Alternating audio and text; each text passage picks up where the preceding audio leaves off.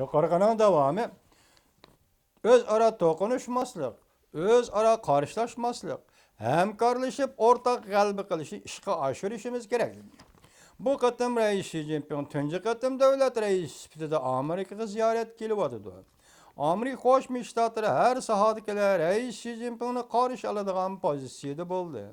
Buningdan boshqa Aqsaroyning yordamchi bayonotchisi Erik Sholtis muxbirlarning so'ragan savollariga javob berganda Rais Xi Jinping 9-oyda Amerikani ziyorat qiladigan bu xil Amerika Jungo ikki davlatning yuqori darajalik rahbarlarining o'zaro fikr almashtirish paytlari Amerika Jungo o'tirish ixtiloflarini hal qilish uchun Prezident Obamani fursat bilan ta'minlaydi.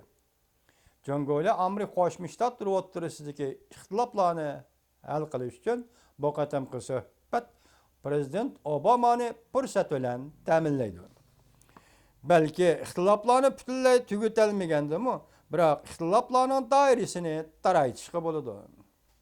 Diqqat qiling vatandoshim.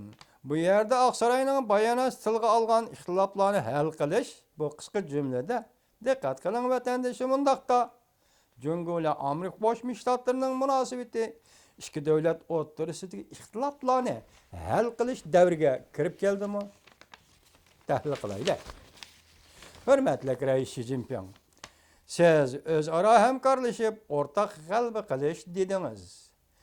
Amerika Qo'shma Shtatlari bilan Jungo o'rtaq hamkorlashib Tibet masalasini hal qilish bu sizning bu iborangizga toza to'g'ri keladi. Tibet masalasini hal qilish Jungo ile Amerika o'rtaq g'alaba qilish degan iborangizga texmo to'g'ri keladi. Jungo matbuoti dediki, aslida Amerikaning Tibet bilan aloqasi yo'q. Bu hukm to'g'ri bo'lish asosidan ayrilib qoldi. Aslida Amerikaning Tibetga territoriya talabi yo'q. Ammo Amerikaning davlat axloqi bor. Amerikaning insonparvarlik siyosati bor. Amerika Tibet masalasiga davlat axloqi bo'yicha insonparvarlik bilan muomala qiladi. Hükümde mundaq tuzatayli Rais Xi Jinping. Aslida Jungo'ning Tibet bilan hech qanday aloqasi yo'q edi. Faqat Jungo'liklar Tibetga tajovuz qilgandan keyinla ondan Jungo Tibetga aloqador bo'lib qoldi. Vatandoshim, Mao Zedong Rossiyaning buguni bizning atimiz degandek, biz Uyg'urlar shundaq deymizki, Tibetning buguni bizning atimiz. Tibet meselesi Shotaning birinci vahanesi. Uyg'ur, yani Şinjan meselesi Shotaning ikkinchi vahanesidir.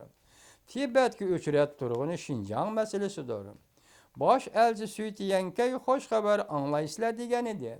Bugun Suytiyankayning xo'sh xabar anglaysizlar degan bu so'zi yuqorida Xinhuashayning Tibet to'g'risida tarqatgan xabarning ichiga elinibdi. Diqqat vatandoshim.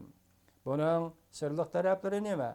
Xinhuaga tushundirmagan ekan siz biz tushunolmaymiz.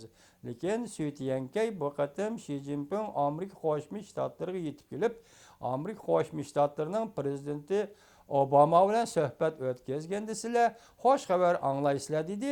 Bu xo'sh xabar anglaysizlar degan so'z bugun Xinhuaning Tibet to'g'risida xabariga kirgizilibdi. Buni qanday tushunishimiz kerak vatandoshim? Ikki davlat rahbarlarining suhbatidan keyin xalqaro xabarlar qanday o'tirg'i chiqadi? Shuningga diqqat qilamiz vatandoshim.